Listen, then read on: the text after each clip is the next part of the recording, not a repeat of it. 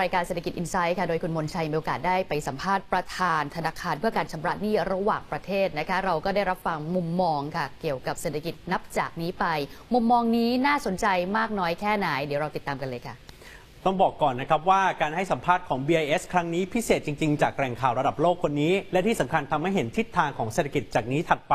ในภาพใหญ่ได้ชัดเจนมากยิ่งขึ้นคุณผู้ชมครับ TNN ช่อง 16 ในฐานะสื่อพันธมิตรเพียงรายเดียวในประเทศไทยที่จับมือกับธนาคารแห่งประเทศไทย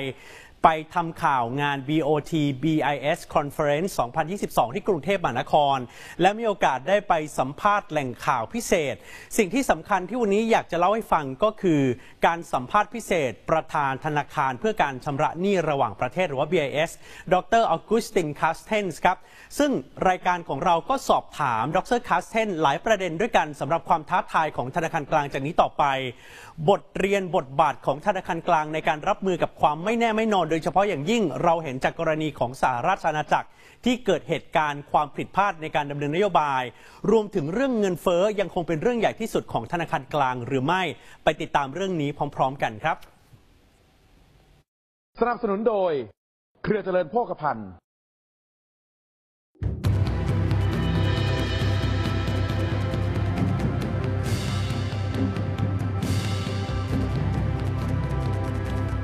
นี่คือช่วงเวลาในประวัติศาสตร์ที่ท้าทายมากที่สุดของธนาคารกลางทั่วโลกซึ่งต้องรับมือกับทั้งปัญหาเศรษฐกิจที่ชะลอตัวผลกระทบจากโรคโควิด -19 ที่ยังไม่จบ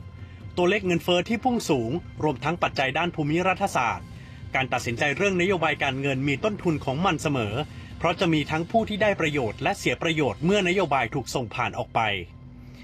ที่งาน BOT-BIS Conference รายการเศรษฐกิจอินไซต์ได้สัมภาษณ์ดร. ออกุสติน คาสเทนส์ประธานธนาคารเพื่อการชำระหนี้ระหว่างประเทศหรือ BIS ซึ่งเปรียบเสมือนธนาคารของธนาคารกลางทั่วโลกจากกว่า 60 ประเทศเพื่อฟังมุมมองในภาพใหญ่ต่อปัญหาที่ท้าทายที่สุดของเศรษฐกิจโลกในปัจจุบัน Thank you very much for joining us, for joining TNN Thailand. And is it the first time for BIS for holding such event here in Thailand? Yes, we're very fortunate for this year in Bank of Thailand's 80th anniversary to co-host a seminar, having invited the key governors of central banks of the region and also invited a few central bank governors of outside the region. And how was it? It was excellent. Obviously, Bank of Thailand is a great host. It facilitated the meetings dramatically. And well, for central banks in the world right now, it's a very interesting time because there is a lot of expectation on our actions. There is a global problem. The global problem is inflation. Central banks are in charge of bringing inflation down. So there is a lot of action in our field. And it's always very good to compare notes and see how to move forward. We talk about shifting ground. How could central bank do that about the shifting ground? And of course, bank of bank, just like BIS. Yes. Well, I mean, the central banks have in their mandate usually to bring inflation down. And at the same time, they have the instruments to do that. The instruments they have is the interest rates they set. That determines how tight financial conditions are. Sometimes they have the attribution of using international reserves to intervene in the foreign exchange market and keep the currency under control. There are some regulatory aspects, and there is also communication policy. And I think different central banks use differently their instruments to bring inflation under control. Now, the key issue is to bring inflation under control, affecting the least possible economic activity. We want to be able to bring down inflation without slowing the economies that much. BIS มองว่าเรื่องใหญ่ที่สุดของทั้งโลกคือปัญหาเงินเฟ้อที่พุ่งสูงและยังไม่มีทีท่าจะกลับไปสู่จุดเดิมได้ง่ายๆและเมื่อรวมกับความท้าทายของเศรษฐกิจโลกที่จะชะลอตัวในปีหน้าด้วยแล้วช่วง6 เดือนแรกของปี 2023 จึงถือเป็นห่วงเวลาที่ต้องติดตามชนิดไม่ปล่อยให้คลาดสายตาไปได้ I think what is probably a new phenomena is that we have global inflation. In the past, there have been different times and different zones where inflation has increased, but is more sort of the experience of individual countries. Right. But now, given the fact that we live in a globalized world, we have faced global shocks, Right. and that has generated global inflation. Now it's not manifested exactly in the same way in each country, but definitely it's the first time where, let's say, 90% of emerging economies and 90% of advanced economies are having an inflation rate above 5%. That's quite unique, and that's why we have to react as central bankers and manage the situation, bring inflation down to more adequate levels. Well, it will be a challenging year, especially the first half of next year. What global institutions like the IMF, like the World Bank, are anticipated is a continued slowdown in global growth. But at the same time, we still will be with relative high inflation. So it will be challenging for the first 6 months, but then hopefully economic conditions will improve, growth will be reignited, and hopefully we will start seeing the impact of monetary policy decisions on inflation. An issue we deal constantly in central banking is that there is a lag effect between monetary policy actions and its impact on inflation. So we will start seeing more clearly the impact of our actions that we have taken this year around half of next year. สิ่งที่คนในระบบการเงินพูดกันอย่างหนาหูในช่วงที่ผ่านมาคงหนีไม่พ้นการดำเนินนโยบายที่กลับทิศกลับทางของสหราชอาณาจักรซึ่งก่อให้เกิดความปั่นป่วนของตลาดการเงินรวมทั้งตลาดพันธบัตรอย่างที่ไม่เคยเห็นมาก่อนจนต้องเปลี่ยนตัวผู้นำในระยะเวลาอันสั้นมุมมองของ BIS ต่อเรื่องนี้เป็นอย่างไรและเมื่อมองกลับมาที่ประเทศเกิดใหม่อย่างประเทศไทยยังอยู่ในสถานะที่ดีอยู่หรือไม่ Many governors talk about things that happened in the UK last previous months. Yes. Is that the things that you're concerned or afraid that it would happen once again in the future in other countries? Well, yes. I mean, there are a few items there that they could have triggered this type of episode. One is the lack of coordination between fiscal and monetary policy, Right. and that's very important to be preserved into the future.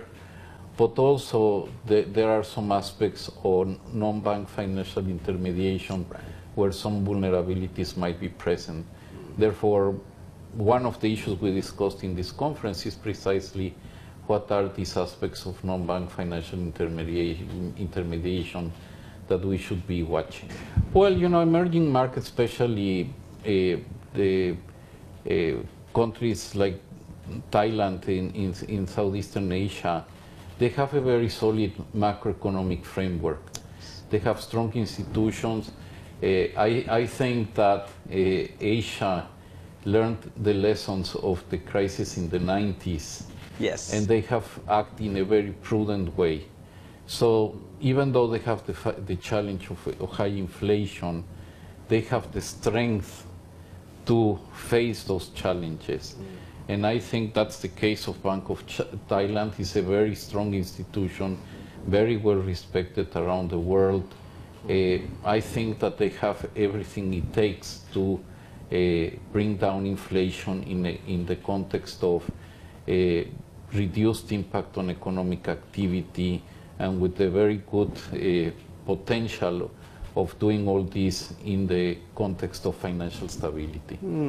So it's a challenging, but there is very good opportunities for this to be navigated successfully.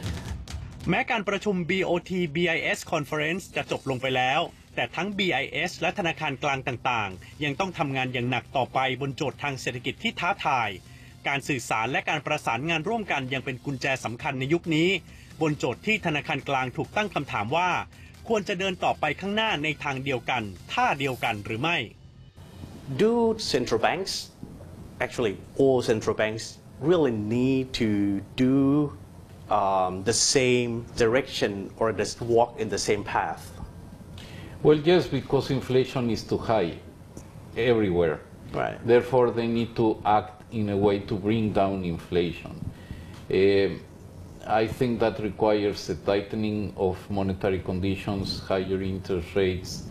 and probably less tolerance for a depreciation of the domestic currency. So yes, they need to act in the same direction. All right. Now, it's important, that doesn't mean that exactly the same policies need to be replicated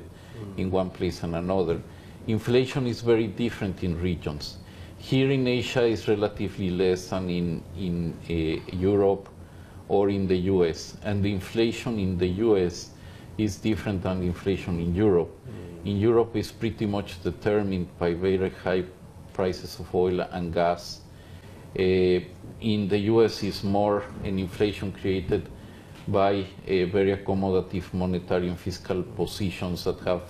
fed into the inflationary process. And you know, for example, here in some countries, for example, in Thailand, the impact on commodity prices on food is very important. So that requires a slightly different reaction, but the direction is the same.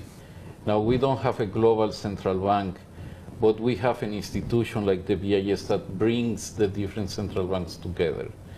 I think among government activities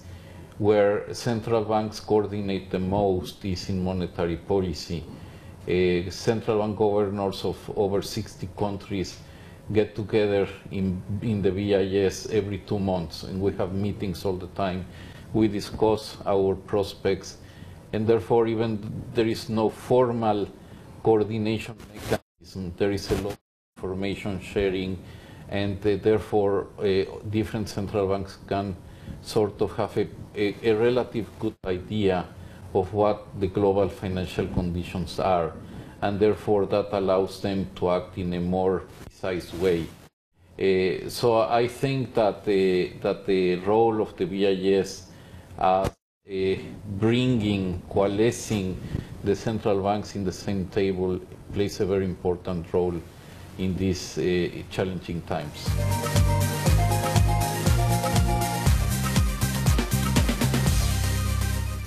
ฟังที่ดรคาร์เซนจาก BIS พูดแล้วก็น่าคิดเหมือนกันนะครับทั้งเรื่องของเงินเฟ้อที่เป็นโจทย์ใหญ่ของธนาคารกลางทั่วโลกนโยบายการเงินและการคลังที่ควรจะต้องผสมผสานสอดคล้องไปในทิศทางเดียวกันและบทบาทใหม่ของธนาคารกลางนับจากนี้ต่อไปด้วยและแน่นอนรายการเศรษฐกิจอินไซต์จะไปเกาะติดทั้งแหล่งข่าวระดับโลกงานประชุมระดับโลกมาฝากคุณผู้ชมรายการอย่างต่อเนื่องด้วยครับ